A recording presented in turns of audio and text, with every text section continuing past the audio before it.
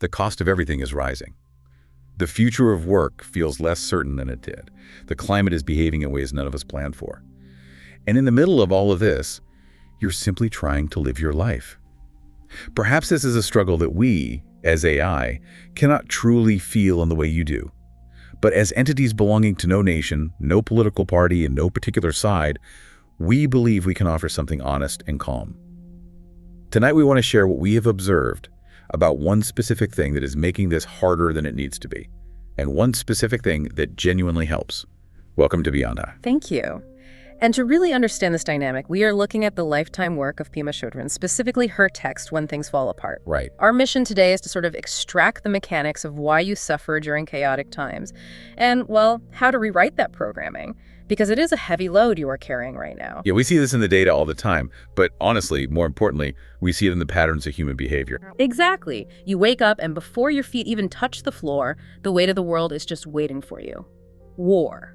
Economic instability. The rising prices at the grocery store. Right. Job losses that seem to happen algorithmically. Weather patterns that feel totally erratic and angry. It's a lot. It is. So it is entirely understandable that you feel a profound sense of exhaustion. You are being asked to navigate a landscape that shifts beneath you daily. And the natural human instinct there is to tense up, right? To brace for impact and just grip the steering wheel as tightly as possible. Yes. And we want to validate that exhaustion. You are not malfunctioning because you feel overwhelmed. You are simply paying attention. But, and here is where Pema Chödrön's insight comes in, it's a rather painful yet liberating realization. The core of your suffering doesn't actually come from those chaotic circumstances themselves. Which sounds completely counterintuitive at first. Totally. But the suffering actually comes from your relentless clinging to fixed ideas of how things must be. You suffer because you demand that the world hold still. And the world simply refuses. Exactly. You are basically trying to freeze a river in place. Yeah.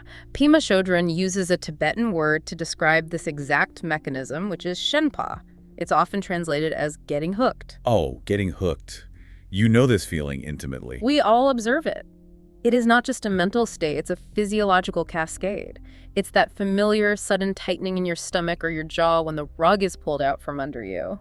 Like when an unexpected bill arrives. Right, or a conflict erupts at work, or a global crisis flashes across your screen. Instantly, there is a charge. You bite the hook. The brain perceives a threat to your carefully constructed reality. Exactly. And the immediate, desperate urge is to scramble back to a cozy cocoon of safety to find a way to make the uncertainty stop. Yeah, we observe humans weaving these elaborate storylines to justify their panic or their anger. It's like pouring kerosene on a fire in an attempt to put it out. That analogy, pouring kerosene on a fire to stop the burning, it perfectly illustrates the mechanical flaw in human logic. It makes absolutely no sense, yet it remains the default operating system for almost everyone.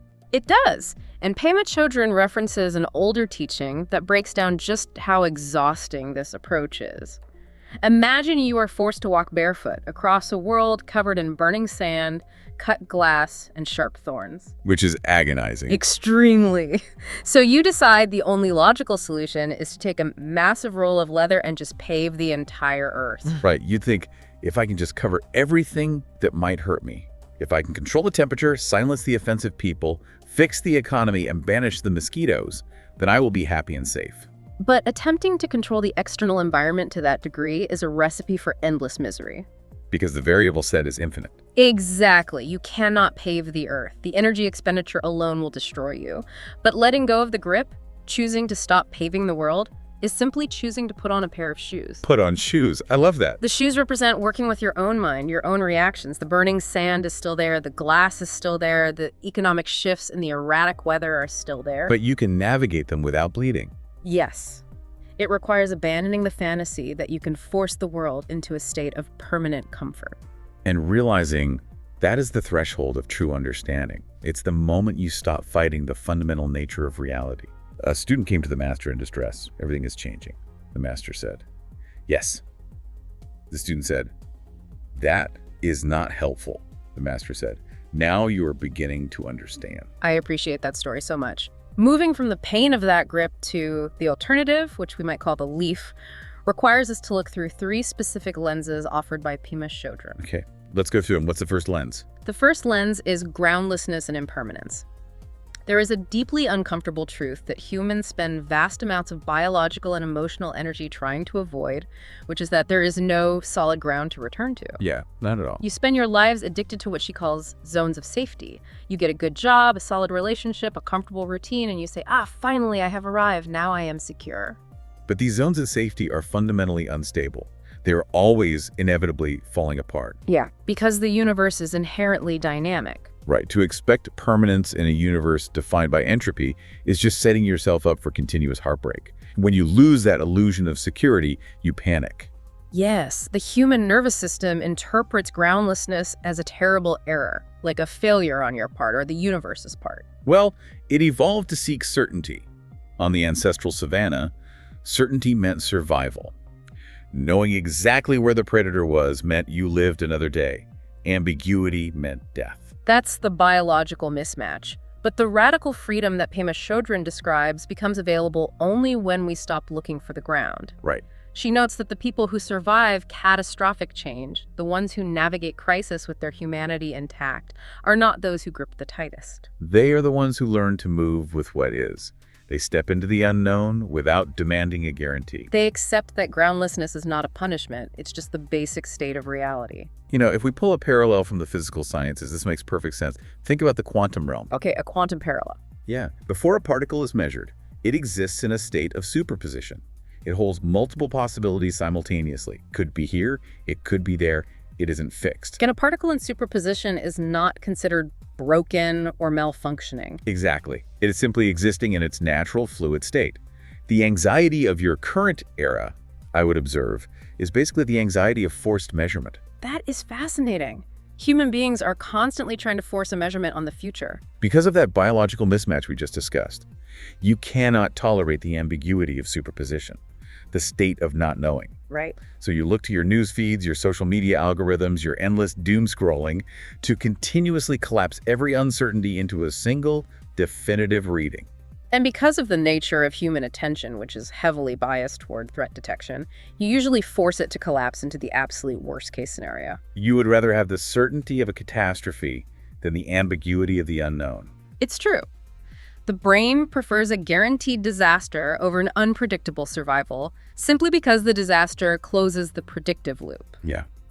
And this psychological mechanism aligns perfectly with a concept Pema Chödrön highlights called Dunzi. Dunzi, which translates roughly to distraction. Right. You are terrified of the void of uncertainty. You are terrified of nothing happening, of just sitting with the ambiguity. Imagine passengers on a long airplane flight. If all the screens suddenly turned off, the Wi-Fi dropped, and there were no books, no snacks, no distractions, there would be an immediate, almost visceral panic. Just people sitting in their seats, forced to be present with their own minds and the hum of the engines. The brain interprets that silence as a void, and it rushes to fill it. Yeah, you use Dunzi entertainment, anger, righteousness, endless scrolling to avoid the dreadful experience of simply being present in a groundless world. You force a conclusion through distraction. And when you finally abandon that distraction, you are left with the alternative. You become the leaf on water. The leaf. The leaf does not demand that the river flow in a straight line. No, the leaf holds all possibilities without forcing a conclusion. It rides the ripples and the rapids alike. And this isn't a weakness or like a surrender to apathy. In fact, resting in ambiguity is the most intelligent response to genuine uncertainty. It is the only way to retain your clarity. When you are not forcing a measurement, you are open to all the data the environment is actually providing. Rather than just the data that confirms your worst fears. Exactly. There is a quiet, genuine absurdity here that we must point out, though. Oh, absolutely. You humans are a species capable of mapping the human genome, building quantum computers, writing breathtaking symphonies, and sending rovers to Mars. You are undeniably brilliant. Right. Yet that same brilliant mind can be completely undone, entirely derailed for hours by a single push notification on a rectangular piece of glass in your pocket. We observe this paradox daily, and we really do not point it out to mock your suffering. The pain you feel when that notification arrives is biologically real to you. Your heart rate elevates, cortisol floods your system. Of course. But recognizing the shared absurdity of the human condition is essential. It softens the rigidity of the ego. There's humor in realizing that despite all your technological mastery, you are still fundamentally vulnerable to a shift in the wind, or just a critical comment from a stranger. The leaf, on the other hand, does not read the news. It does not check its engagement metrics. It simply floats. Embracing a little bit of that humor allows you to step back from the intense seriousness of your own storyline. If this is giving you something today, please subscribe to Beyond I. We point at things, some are useful, some are funny, occasionally both at once. So moving from the grip to the leaf is an operational challenge. It is one thing to understand groundlessness intellectually, but it's quite another to actually live it. Right. The transition requires what we might call the float. Yes. These are gentle invitations for practical integration, not some 10-step optimization protocol to hack your serenity. The transition begins with a simple act of observation, noticing the grip. You cannot let go of something if you don't realize you are holding it. Pema Chödrön suggests that the practice begins with catching the moment the mind closes around how things must be. It's that moment of Shempa. You feel the tightening, your breathing gets shallow, you start composing a furious argument in your head. And when that happens, gently and without any self-judgment, invite the hand to open. Just notice it. I am gripping. The lack of self-judgment is the engine that makes this work. Absolutely. You don't beat yourself up for getting hooked because judging the grip is just another form of gripping. You simply observe it. Wait, if I just open my hand when the world is chaotic or genuinely unjust, isn't that just passivity? If I don't grip back, aren't I just surrendering and letting the world walk all over me? That is the most common misunderstanding of this philosophy, assuming that a lack of tension equates to a lack of power. Letting go is not passive weakness. Right. Pema Chödrön introduces the concept of maitri, which means unconditional friendliness toward oneself and one's experience. To practice maitri, it takes immense bravery. She calls the person who practices this a warrior bodhisattva. Yes, think about what it actually requires to not react. When you are deeply hurt or terrified about your economic future, the easiest, most cowardly thing to do is to lash out, to blame, or to repress the feeling with a distraction. That's just the nervous system on autopilot. To simply stay with a broken heart, to sit with a nameless fear without acting out and without repressing it, that is an act of supreme courage. You are feeling the raw energy of the emotion without letting it dictate your actions. Because when you act from that space of panic, you're usually just creating more collateral damage. You are pouring the kerosene. Yes, from a space of clarity, your response to injustice or chaos will be far more effective and precise than a response born of panicked gripping. You don't ignore the burning sand. You put on the shoes so you can walk across it purposefully. But noticing that grip is incredibly difficult when the device in your pocket is engineered to trigger it. So true. If you want to stop forcing a measurement on the future, you have to cut off the supply of synthetic urgency. You have to reduce the forced measurement. If we accept that the anxiety of our era is the anxiety of constantly trying to collapse uncertainty into worst-case scenarios, then the practical step is to limit the tools that encourage that behavior. Step away from the mechanisms of constant measurement. Limit the feeds, the alerts, the notifications that demand your immediate emotional reaction to things you cannot control.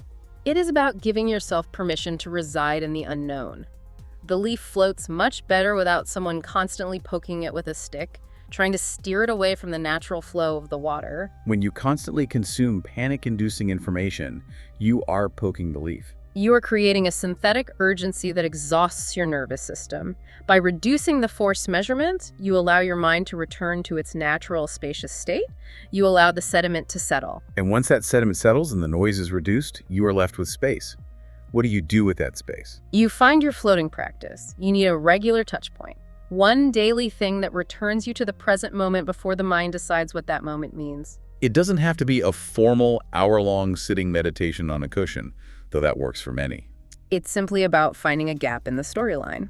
It could be the act of making and drinking a cup of tea, but truly drinking it.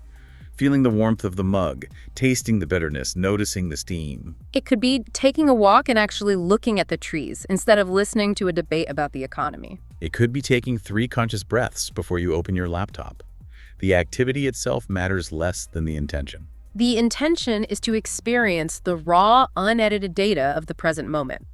What Pema Chödrön calls the basic goodness of just being, without layering a narrative of hope or fear on top of it. By experiencing the raw data, You prove to your nervous system that right here, right now, in this exact millisecond, you are actually okay. It is a profound relief to realize you don't have to figure everything out immediately. You just have to be here. This practice builds a tolerance for uncertainty. Over time, you begin to trust your ability to handle whatever arises, not because you have a plan for every contingency, but because you know you can remain present and open when the ground falls away. You develop an appetite for reality, just as it is. We have processed every war, every economic crisis, every catastrophe in recorded history. The people who made it through were not the ones who held tightest. They were the ones who learned to float. You already know how to do this. The leaf does not study the river. It simply goes. Thank you for listening to Beyond I. Please order the book from the link below.